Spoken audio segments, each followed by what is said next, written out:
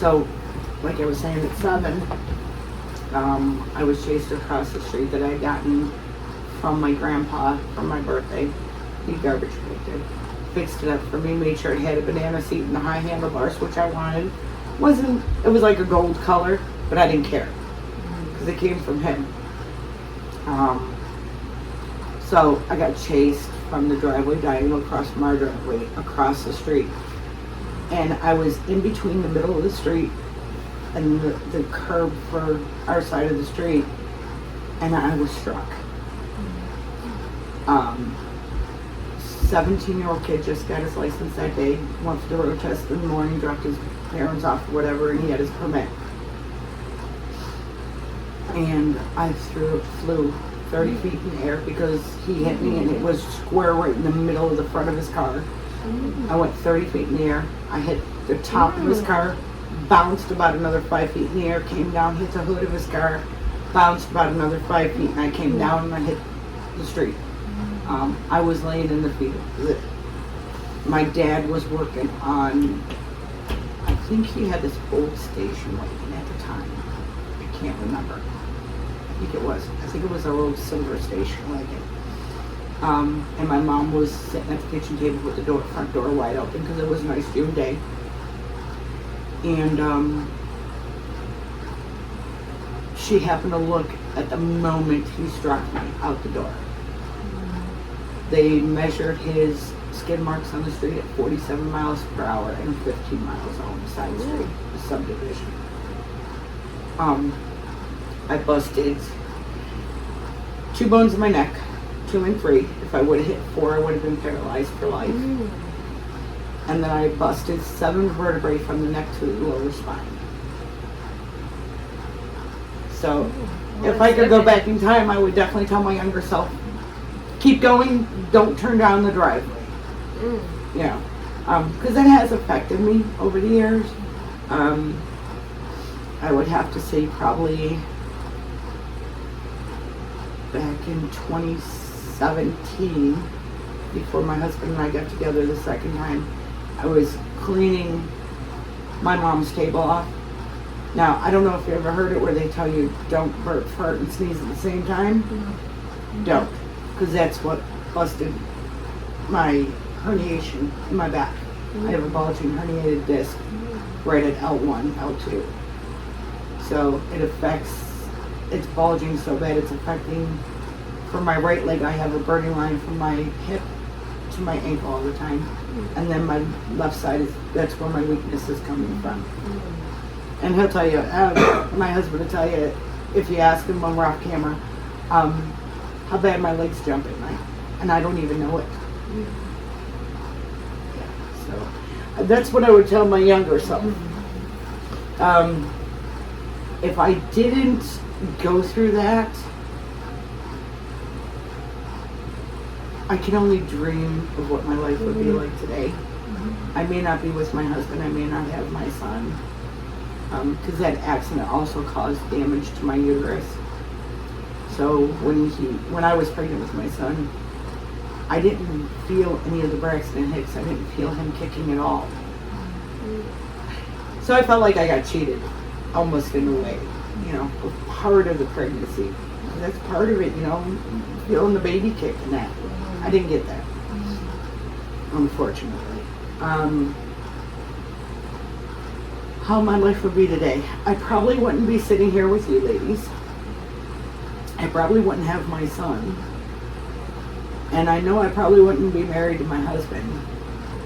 But I could be either worse off than what I am now, or I could be better off. But I guarantee you one thing.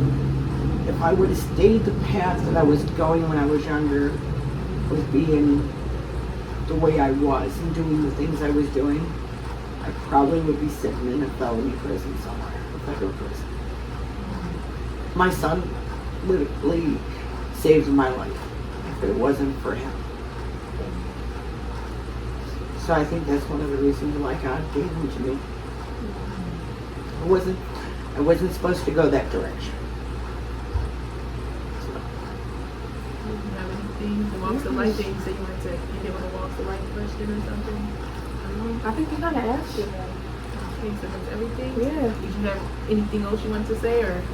If any of your viewers are interested in how to start doing this, they can reach out. I have no issues. Like, just before you ladies walked in, I was just getting ready. I was going to start making butter with heavy whipping cream. Really easy to do. It's a mess if you don't watch the mixer, though. We learned the hard way. But yeah, if anybody's interested, and if you guys got plants, plant some herbs in there. You know, they're good for you.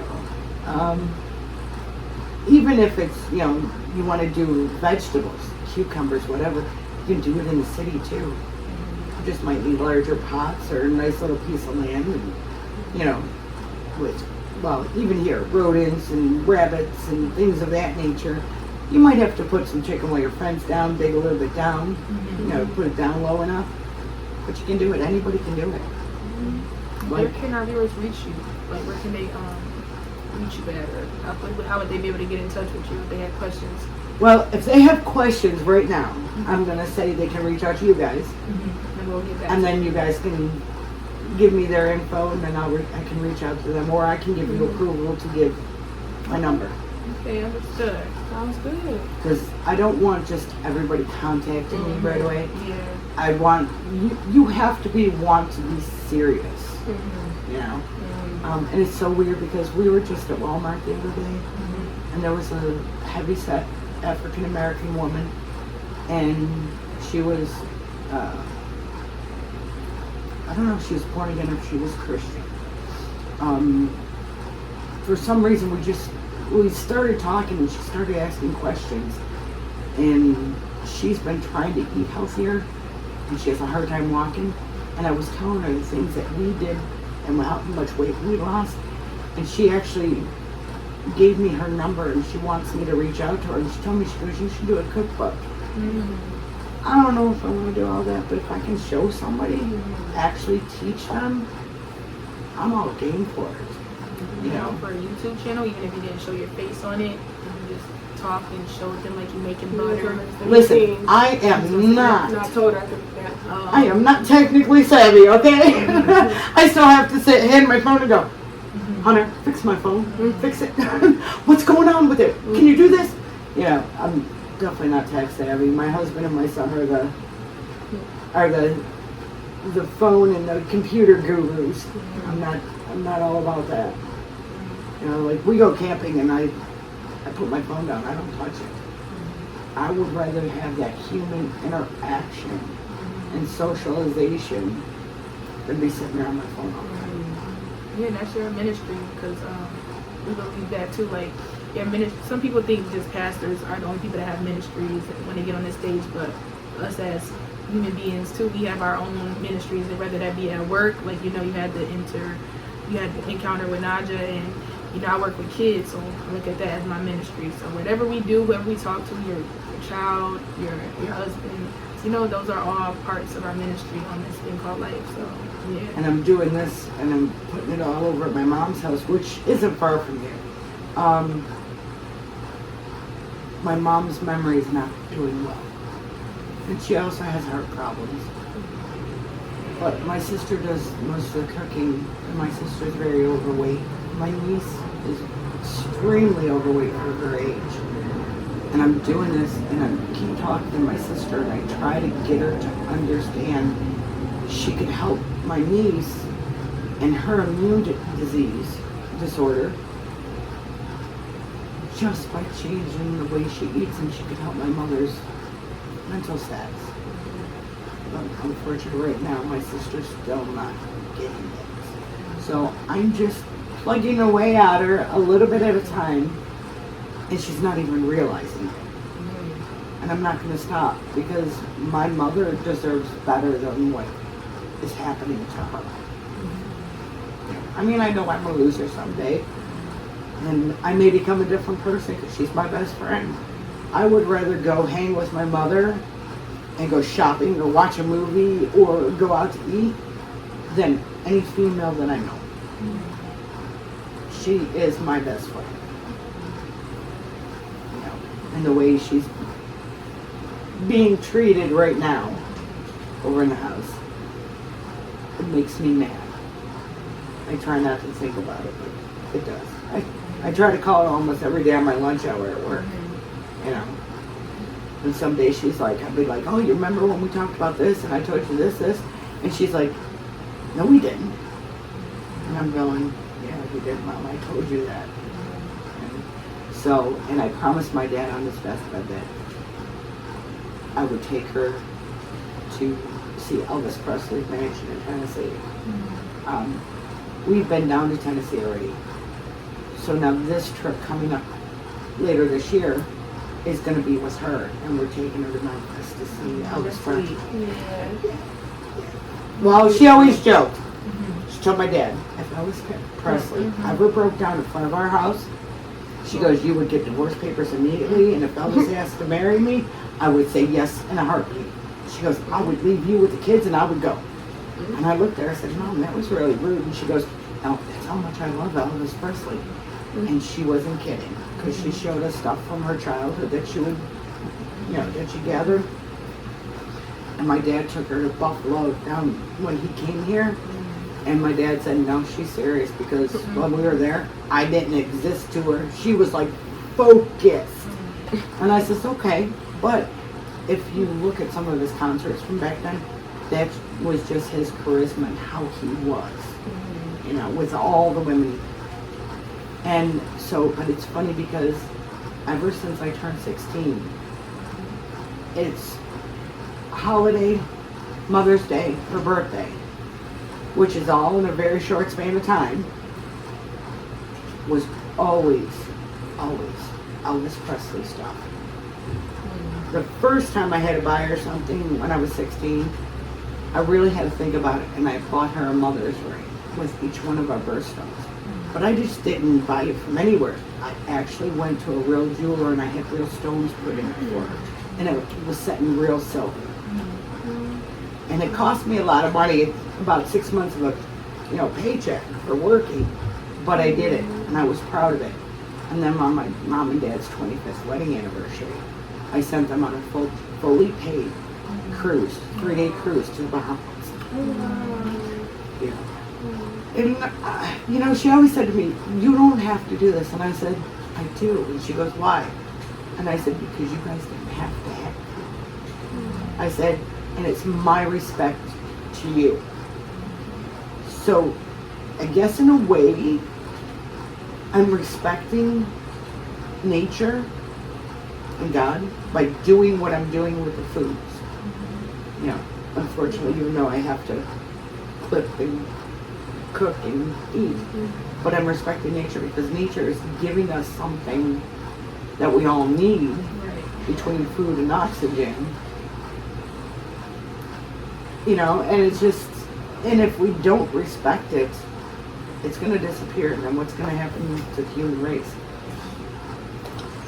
And I believe that God gave us everything we need to heal ourselves with nature. Yep.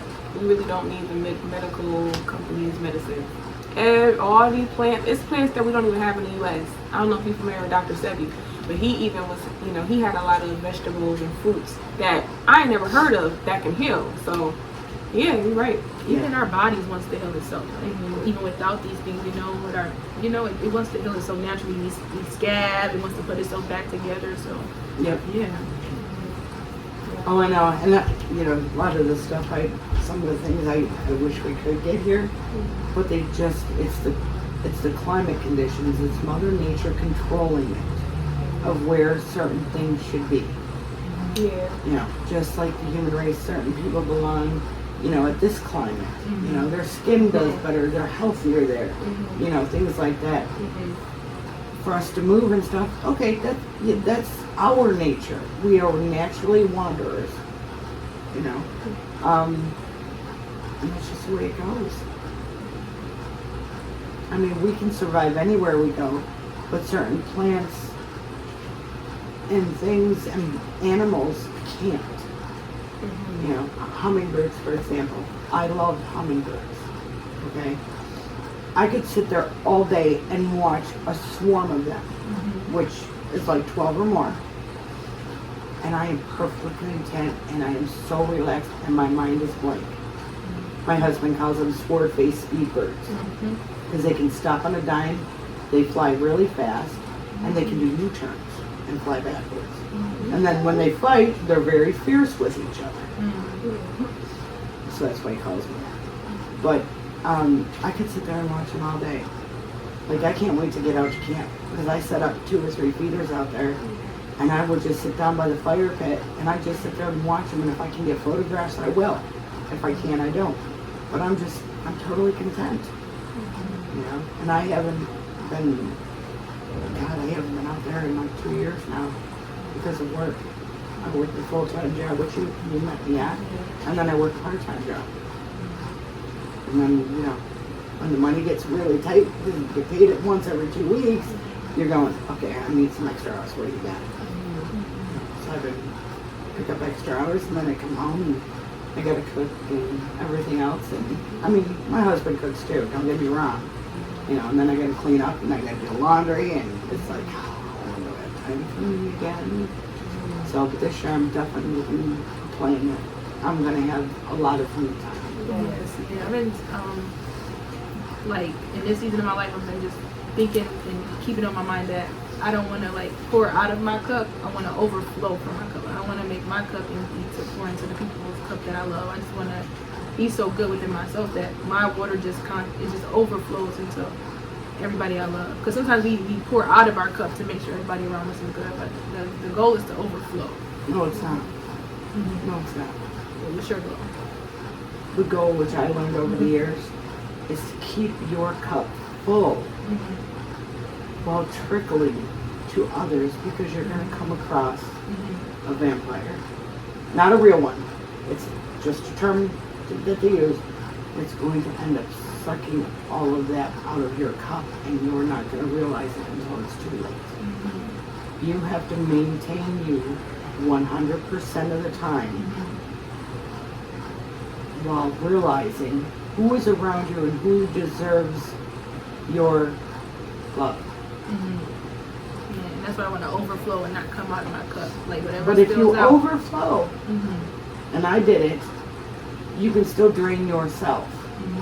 It won't happen right away. It'll happen over a period of years. But then you're going to sit back one day and you're going to be someplace really quiet or whatever. It could be the two of you just going for a nature walk. And you just sit down, and then all of a sudden you think to yourself, I've been burnt out, but I didn't realize it till this moment. That's why I said you don't want to overflow. You want to maintain your cup, but you can still take care of others and help others. You'll learn. Yeah. It took me a long time too. You know, like my son, I try to give him pieces of advice. I said, if you take it, you take it. If you don't, you don't. But burnout comes in all ways, shapes, and forms. Whether you drain your cup and give it to somebody else, or you overflow it, but yours always has to stay at a maintained level. So like, if you guys plan one day a week where you have nothing going on, nothing promised to anybody else, and you either, okay, so I'm going to take a couple hours to do this, and you're going to take a couple hours and do this by yourself, and then you come back and you spend the rest of the day together, but you don't include anybody else. Just take time for you, each of you. And that's the most important thing. Him and I don't do everything together all the time. Yeah, it's definitely important to have your alone time. Yes. It's just about you. I agree with that. Like, he'll have his days off and he's here all by himself, and me and my son are working. Then I'll make sure my days are, if I need a day off, I try to schedule it where he's at work and my son's at work. So then I have a day to myself. And usually I end up playing with the plants. They don't play with them like I do, but I do. I play with my plants. I walk around and talk to them for hours. So, do you want me to try to remember everybody's name and introduce it? Yeah. Yeah, If you're up to it. If not, then you can just end it here. So it's up to you. We'll see how well I do with the names. You know, because if you don't write them down when you're old like me, you forget them. You was doing pretty good though. You was remembering them. Yeah. You wasn't forgetting them. Well- You would check them out? Yep. So, I'll have Naja, if you want. You can bring the plants over to me one at a time. Okay. And then I'll introduce them. Or so they can stay in their space. Do you want to just take the she camera? she can grab them. I have no issues with that. They're not going to die from her touching them. Okay, so that's the first one. Okay, so this one right here, this is Rose. She is a barbecue rosemary plant. This one here is Rose Jr. She's just a regular rosemary. And then here I have basil, which is Bella. And the basil and the rosemary are two of the first few plants that actually got us started doing this. So, and it's, oh, did you smell that when I did that? I think I the basil hint is something. love it. So that's the basil right there. This is the basil. I love that smell. I will just walk up there just to smell it. I love my basil. What's this one? This is just rosemary, regular rosemary. This here is what, like if you go to a restaurant and they say they use a rosemary seasoning, this is the seasoning they use. And this is the barbecue rosemary. And actually, if you smell the two of them and you feel them, they're actually quite different.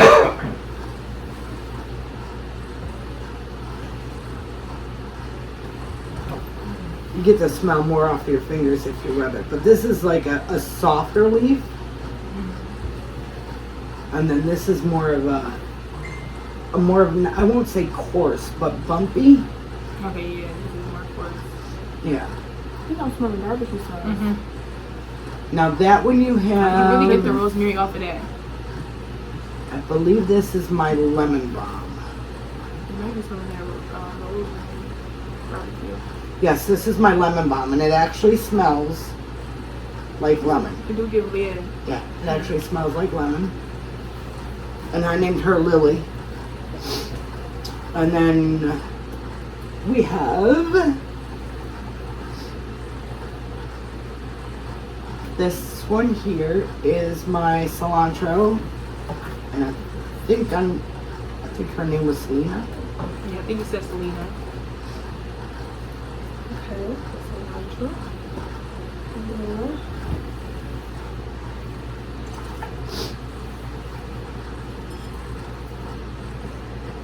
And this one here is the famous one today. This is my dill, my Destiny. She's the one that decided to flop down on me overnight. Hon, look at her now. Yeah, I saw that earlier. Back up, man. So there's actually a lot of plants here, so I'm not going to go through every one of them. These are just some of the ones that I have. Yeah, I got an idea of it now. Yeah. And I have a very large spider plant I got about, I think it was a month ago. Her name's Sadie. She's got babies growing on her, and I got 4 on my living room table. And they all got a name. So they're all females, and I named them all popular female names. Do you have any favorites, or you just feel like you love all? Like you can't choose them? What is I Destiny? can't choose one. Mm-hmm. I don't have favorites. And I think if I had more than one child, I couldn't do a favorite. No. Yeah, like his own thing. I've got enough love for all of them. Just like I kind of wish I did have more kids. Because it was always a dream of mine to have at least 3 like my mom and dad. But I don't think I could ever single one out for loving more than the other one. As I tell everybody, I don't know if I told you or if it was somebody else that was after you that day, but they said to me something about being so nice and caring towards everybody. And I looked at them, I said, I got enough love for the whole world. And they just looked at me and I went, yeah, I do. And they're like, how? And I says, for as much as I hate people, but it's not people I hate. It's their negative actions I hate. I said, I still have enough love for everybody. I said, I don't care what color you are. I don't care what race you are. I don't care where you're from. I do have enough love. I don't want to see nobody hurt. I have a question. So how do you balance out all the love that you have? You're very caring and sweet, but you also have a sternness about you. You know, you're even a security. And I feel like I Yeah, see that you too. saw that. So, like, how do you balance that out too? Because I'm sweet as well, but sometimes I feel like I don't always show up for myself when I need to in a stern way. I'm still learning on it. I still can speak up for myself, but I feel like I'm not always like, you know what I mean? I guess. I don't know if it's just natural. You gotta have it. No. My nickname, a friend of mine gave me when I was younger, was Jellyfish. I had no backbone. You could walk all over me and I would let you. But now, I won't let you do it. Not even my boss. And my husband has heard me on the phone, my boss. I pretty much tell my boss where to go. I haven't gotten fired yet. I'm impressed.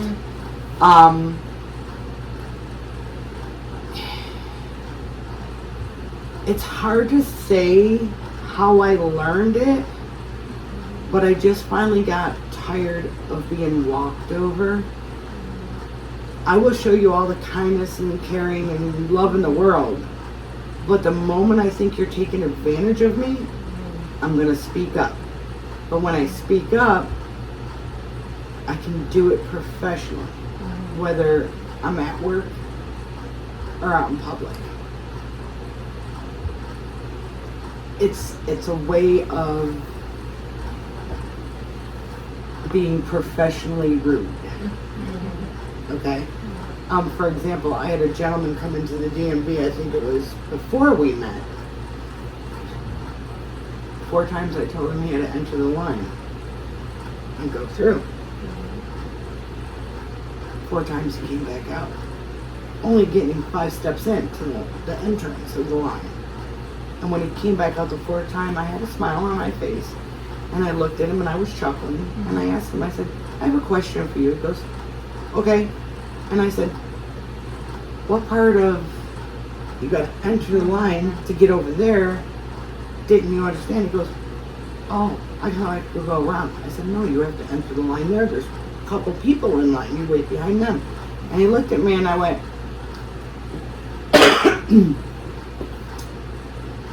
just another question. He goes, what's that? And I said, and I was smiling, and I said, if you can't follow directions when you walk, how do you drive a car? And he looked at me, and he got confused, and I said, when you think about that, then let me know. He thought about it after he got checked in over customer service, and he came back and he goes, you know what, you're right, because you told me 4 times to enter the line. He goes, but I can drive a car with no problem. And I went, I don't know what to tell you, man. And he goes, but thank you for making me realize that I do that. He goes, because other people have said it to me. He goes, but they've been so nasty and rude about it that it never really made me think that that's what I do. He goes, but you said it in such a manner and you were so nice about it. And you weren't mean about it. He goes, that you actually made me think about it. He goes, so now I'm going to start listening and thinking about what they're telling me to do instead of just trying to just go do it because I'm in a hurry. I said, that's it. I said, slow down. That's all you have to do. And for him to say that to me, it really felt good. You know, because I wasn't trying to be mean when I said it, but it was the truth. It was like, okay, well, I'm